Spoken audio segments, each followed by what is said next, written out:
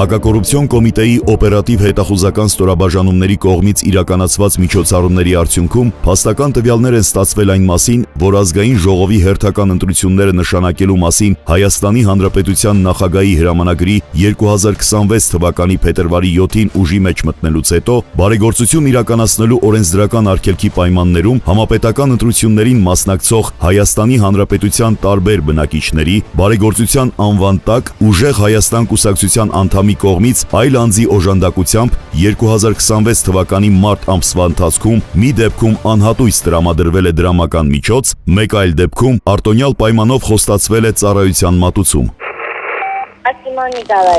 Хорошо, ես նոր մտածեցի։ Տելևիզորը ունել ինչ անում, դրա տեղը կարակ փողովքն Հա, դրա տեղը փողով, ինքը տելևիզորն ինչ անում, տունը կա։ Հիմա այս պայն ինքը դրա կարիք շատ ունի։ Հա, ենքան ուրախանավոր։ Դեսո, բայց Սիմոն Նիկոլաևիչ, չասի հանկարծ։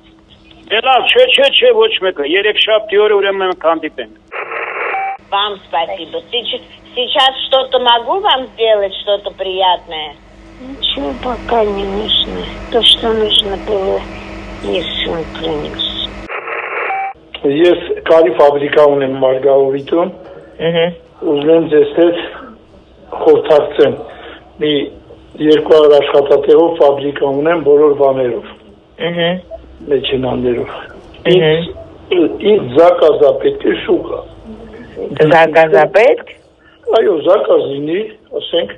Եկեք սենց անենք Գագիկ, ես ձեր կոնտակտը փոխանցեմ իմ աշխատակցին, ով զբաղվում է այդ թեմայով։ Ինքը զանգահարի, ամեն ինչը գնահատենք, հնարավորությունները հասկանանք, եթե պետք է գանք տեղում տեսնենք ու սկսենք համագործակցել։ Դեպքի արդիվ Հայաստանի Հանրապետության քրեական օրենսգրքի համապատասխան հոդվածով նախաձեռնվել է քրեական վարույթ։ Հանրային քրեական հետապնդում է հարուցվել երկու անձի նկատմամբ, ովքեր ձերբակալվել են։ Հակակոռուպցիոն կոմիտեն կրկին հորդորում է զերծ մնալ բարեգործության վերաբերյալ օրենսդրական արգելքը խախտելու հանցավոր վարքագծից, իսկ քաղաքացիներին կոչ է արվում խուսափել ընտրական հանցագործությունների կամ դրանց հետ առնչվող կասկածելի գործողությունների մեջ ներգրավվելուց։